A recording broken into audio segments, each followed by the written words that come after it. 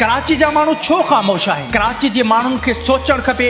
मैं उर्दू स्पीकिंग को कहना चाहूंगा, सबसे बड़ा जो नुकसान होगा केनालों की वजह से वो कराची को होगा। आप अभी भी पानी खरीद कर पी रहे हैं। जो आज आपको ये पानी का डंपर 10,000 में मिल रहा है, आपको 1 लाख रुपए में भी डंपर नहीं मिलेगा। आप क्यों नहीं खड़े होते? हमारा तो ये पैगाम है सिंध में जो दाहियों से रहता है, वो किसी भी मजहब किसी भी लैंग्वेज से ताल्लुक रखता हो, हम उसको सिंधी मानते हैं। तो आप क्यों खामोश है? कराची से मैं पूछना चाहता हूँ, कराची क्यों खामोश है? केनाल के मामले पर क्यों नहीं निकलते? सबसे बड़ी जो तकलीफ होगी वो कराची को होगी, क्योंकि कराची लास्ट में आता है। मैं आपको बताता चलूं, ये जो पानी आप पी रहे हैं ना, ये सिंधु दरिया का पानी पी रहे हैं, ये किंझर केनाल से आपको फराहम हो रहा है। लेकिन किंझर में कैसे पानी आएगा?